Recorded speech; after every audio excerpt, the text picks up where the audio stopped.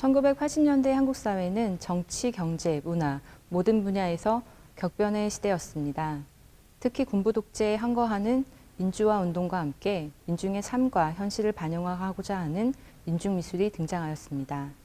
민중미술은 기존의 제도권 미술과 부조리한 사회 현실을 비판하고 민중의 삶과 현실이라는 보다 근원적인 문제를 다루고자 했습니다. 민중미술의 등장과 함께 구상조각이라는 사실적인 표현 양식이 다시금 조각의 표현 양식으로 등장하기 시작하는데, 이것은 외적인 면에서의 표현보다는 작품에서 느껴지는 어떤 내면을 더욱 추구하는 형상성을 특징으로 합니다. 구상조각의 등장과 함께 기존에 진행되고 있던 추상조각 또한 같이 진행되었고, 동시에 구상과 추상도 아닌 그 사이에서 자신만의 독자적인 조형 언어를 찾아가는 작가들도 등장하기 시작했습니다. 또한 1980년대는 미술의 세계화 흐름 또한 주목할 수 있는데요. 88 서울올림픽과 함께 국제적인 무대에서 활동하는 세계적인 작가들의 국내 유입과 한국 작가들의 세계화 움직임에 따라서 미술 또한 다원화된 특성을 보이기 시작하는 시대이기도 합니다.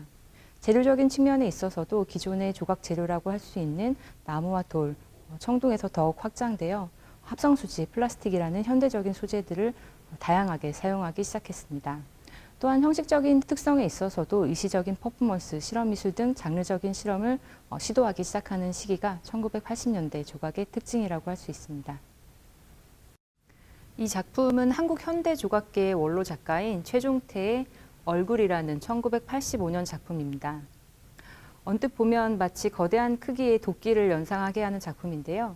작품을 자세히 들여다보면 단순하게 표현된 눈과 코, 입의 형태가 보여서 작품이 여인의 여벌구를 보여주고 있다는 것을 알 수 있습니다. 최종태 작가는 단순한 면과 선을 통해서 인물의 형상을 표현해온 작가인데요. 추상과 구상 사이에서 자신만의 독자적인 조형 언어를 만들어온 작가로도 잘 알려져 있습니다. 마치 도끼를 연상시키는 이 거대한 작품은 날선 직선의 표현이라든지 각진 표현이 1980년대 시대 상황을 연상시킨다고 해석될 때도 있습니다. 그러나 작가는 1960년대부터 70년대 추상조각이 유행했던 시기부터 추상과 혹은 구상이라는 어떤 형식적 틀에 얽매이지 않고 자신만의 독자적인 조형 언어를 찾아 나가는 것으로 잘 알려져 있습니다.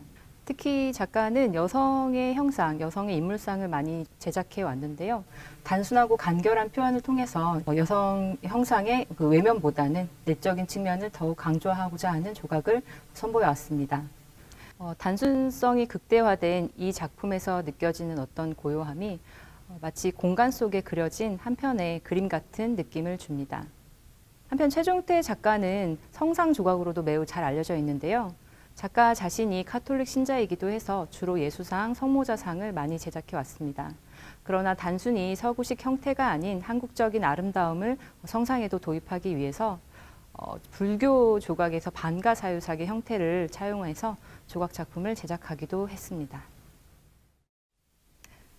이 작품은 조각가 문신의 1981년작 무제라는 작품입니다.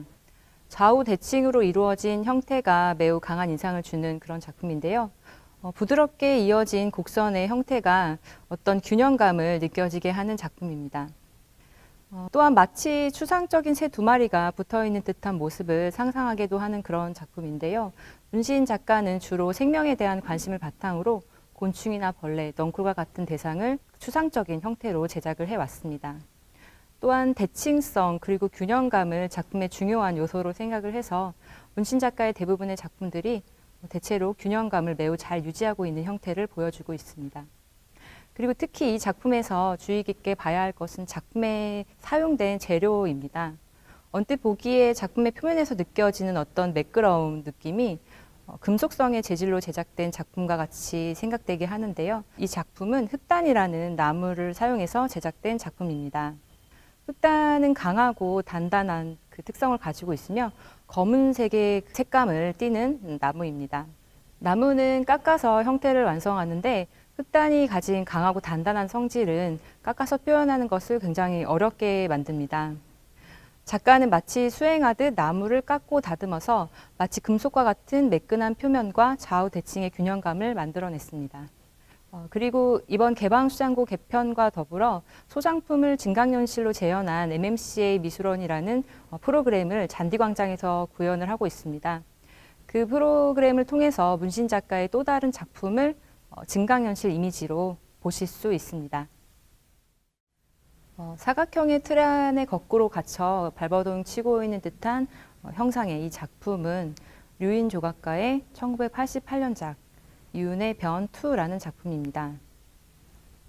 얼굴과 상체의 표현은 생략되어 있고 팔과 다리, 손과 발의 표현이 유난히 강조되어 있는 것이 이 작품의 특징이라고 할 수 있습니다. 마른 신체 표현과 사각형의 틀이 어딘가에 갇혀서 무력한 존재를 상징하고 있는 듯 보입니다. 하지만 동시에 강한 힘과 역동성이 생에 대한 의지를 보여주는 듯합니다.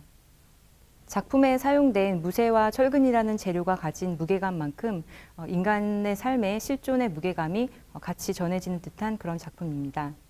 조각가 류이는 인체의 형상을 통해서 인간 존재와 실존의 문제를 표현해온 작가입니다.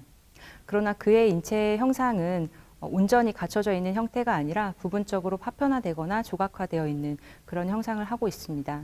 이러한 인체의 왜곡과 변형을 통해서 작가는 인간이 처한 상황과 그 현실을 표현하고자 했는데 작가에게 있어 인체는 사실 그대로 표현하는 것이 아니라 인체 자체를 수단으로 해서 주제를 전달하는 것을 목적으로 하고 있습니다. 거친 표면이 매우 강렬한 이 작품은 박부찬 작가의 1981년 작품 무명인 군상이라는 작품입니다. 작품의 제목에서 알 수 있듯 이 다수를 이루고 있는 군상들은 얼굴도 이름도 알 수 없는 무명인들입니다. 다소 경직된 자세로 서 있는 익명의 존재들은 그 표정 또한 알 수가 없습니다. 획일화된 현대인의 모습을 암시하는 듯한 한 덩어리 안에 표현된 인간상이 매우 어둡게 처리되어서 마치 1980년대 시대 상황을 반영하고 있는 듯합니다. 이 작품에서 특징적으로 보셔야 할 것은 사용된 재료입니다. 이 작품은 특이하게도 전통적인 조각의 재료인 돌이나 나무 혹은 금속이 아닌 톱밥과 폴리에스터라는 재료로 제작되었습니다. 톱밥이라는 재료가 주는 어떤 거친 느낌과 물질성이 작품이 암시하는 인간 실존의 문제를 더욱 강조하고 있습니다.